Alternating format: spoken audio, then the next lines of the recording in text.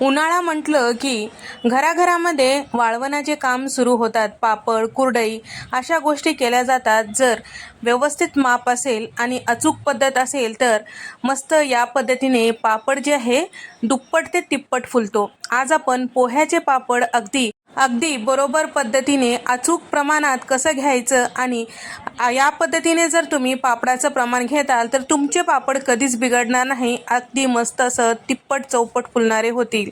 इथे मी अर्धा किलो पोहे घेतलेले आहेत. तर कांद्या पोह्यासाठी जे पोहे आपण घेतो तेच पोहे अर्धा किलो वजनी घेतलेला आहे. असं प्रमाण जर तुम्ही मोजून घेताल तर तुमचे पापड कधीच चुकणार नाही. तर हे पोहे स्वच्छ असं चाळून घेतलेलं आहे. तर घेतलेले अर्धा किलो पोहे आपल्याला दोनदा भाजून घ्यायचं आहे. कढई जरी मोठी असेल तरी सुद्धा दोनदा भाजून घ्या, कारण थोड्या प्रमाणात जर भाजताल तर छान व्यवस्थित असं भाजले जाते आणि जास्त प्रमाणात भाजताल तर एकतर हात दुखून येतो आणि करपल्यासारखं होतो आणि त्याचबरोबर व्यवस्थित असं भाजलं जात नाही. छान असं एक 3 ते 4 मिनिटानंतर तुम्ही बघू शकता या पोह्याचा छान असं चुरा होत आहे. तर लगेचच गरम असताना जास्त असं चुरा होत नाही. थोडंसं थंड झालं की छान असं खुसखुशीत ते पोहे तयार होतात. तर या ठिकाणी दुसरी बॅचसुद्धा याच पद्धतीने भाजून घेतलेली आहे. आता याला बाजूला ठेवूया थंड होईपर्यंत. यासाठी लागणारे बाकीचे जिन्नस पाहूया. तर अर्ध्या किलोच्या प्रमाणात आपण सगळे यासाठी लागणारे जिन्नस घेणार आहोत. तर 1 चमचा इतकं पापड खार घेतलेलं आहे. वजनी 7 ग्राम आहे. तर पापड खारमुळे आपलं जे पापड आहे छान असं दुप्पट ते तिप्पट फुलतो. भाजलेल्या जिऱ्याची पूड 2 चमचे घेतलेले आहे. तर जिरे अगोदर हलकंसं भाजून घ्यायचं, त्यानंतर मिक्सरला बारीक असं फिरवायचं. तर साधारण हे 7 ग्राम इतकं झालेलं आहे. अर्धा चमचा हिंग 2 ग्राम इतकं झालेलं आहे आणि सोबतच 2 चमचे इतकं लाल मिरची पावडर. तर इथे कमी तिखटाचं लाल मिरची पावडर वापरले आहे. तर 10 ते 11 ग्राम झालेलं आहे. तर हे सगळे जिन्नस तुम्ही पोहे खायच्या चमच्याने सुद्धा मोजून घेऊ शकता किंवा वजनी सुद्धा घेऊ शकता तुमच्या आवडीनुसार. फक्त अर्धा किलो पोहे मोजून घ्यायचं, बाकी सगळं तुम्ही पोहे खायच्या चमच्याने सुद्धा सगळे पदार्थ टाकू शकता. तर या ठिकाणी पोहे थंड झालं की छान खुसखुशीत झालेलं आहे. मिक्सरच्या भांड्यामध्ये टाकून बारीक असं पीठ तयार करून घ्यायचं आणि बारीक चाळणीने आपल्याला हे चाळून घ्यायचं आहे. चाळून घेतलं की जाडसर असं वरचं जे कणा असते ते सुद्धा परत मिक्सरला फिरून घ्यायचं. तर या ठिकाणी आता परातीमध्ये हे सगळं पीठ काढून घेतलेलं आहे. त्यानंतर घेतलेलं सगळं जिन्नस मी यामध्ये टाकून घेतलेलं आहे. पापड खारमध्ये एखाद 2 जर पापड खारमध्ये गाठी गुटळ्या असतील तर छान व्यवस्थित मोडून घ्यायचं, एकसारखं करायचं, त्यानंतर पीठ मोजून घ्यायचं. तर मी तयार झालेल्या पिठापैकी 2 कप इतकं पीठ घेतलेलं आहे. त्याच्या दुप्पट पाणी कढईमध्ये टाकून घेतलेलं आहे. तर 2 कपसाठी 4 कप इतकं पाणी टाकून घेतलेलं आहे. तर हे बरोबर प्रमाण आहे. पाण्याला उकळी आलं की घेतलेलं जे पोह्याचं पीठ आहे यामध्ये टाकून घ्यायचं. एखाद्या लाटण्याने किंवा चमच्याने छान हटवून घ्यायचं. या पद्धतीने गाठी गुठळ्या होत नाहीत. व्यवस्थित असं मिक्स झालं की गॅस बंद करायचं. आता पूर्ण पीठ गाठी गुठळ्या न होता व्यवस्थित मिक्स झालं की झाकण लावायचं आणि थंड करायला बाजूला ठेवूया. थोडंसं कोमट गरम असते वेळेस परत झाकण काढायचं आणि हे जे पीठ आहे एखाद्या प्लास्टिकच्या कव्हरमध्ये, कॉटनच्या कापडामध्ये छान असं व्यवस्थित तिंबून घ्यायचं.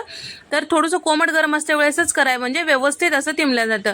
तुम्हाला जर प्लास्टिकचं कव्हर वापरायचं नसेल तर तुम्ही कॉटनचं कापड सुद्धा वापरू शकता, काही हरकत नाही. तर इथे मी घेतलेलं पीठ जे आहे कोमट गरमच आहे, अगदी दणदणीत गरम नाही.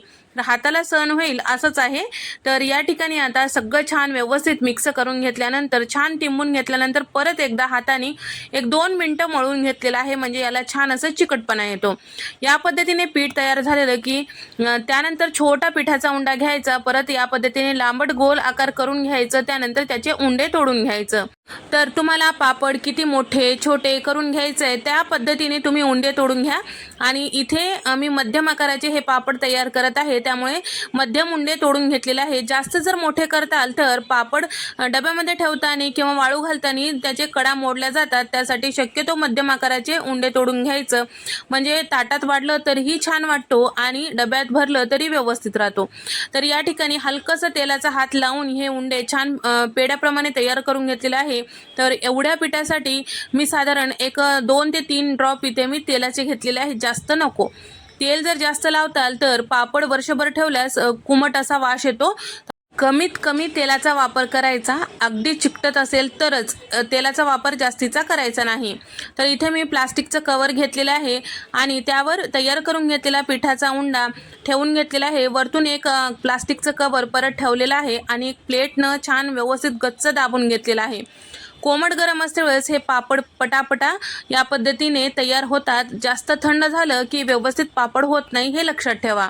तर या ठिकाणी तुम्ही बघू शकता इथे व्यवस्थित असं हे पापड तयार झालेलं आहे. थोडंसं बोटाने याला व्यवस्थित फिरवून घ्यायचं, म्हणजे एकसारखं तयार होतो. जाड जर वाटत असेल तर एकसारखं आणखीन थोडंसं फिरून घेऊ शकता. तर मी दाखवल्याप्रमाणे तुम्ही पापड करू शकता किंवा या पद्धतीने घरात जर पुरी प्रेस असेल तर त्यावर सुद्धा तुम्ही पापड पटापट तयार करून घेऊ शकता.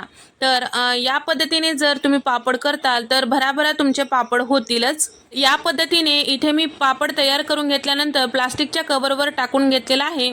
त्यानंतर हे पापड आपल्याला थोडंसं फॅन खाली वाळू घालायचे आहेत. त्यानंतर त्याच्या कडा थोडंसं अलगद झालं की पलटून घ्यायचं आहे. दोन्ही साईडला सुकलं की उन्हामध्ये वाळून घ्यायचं आहे.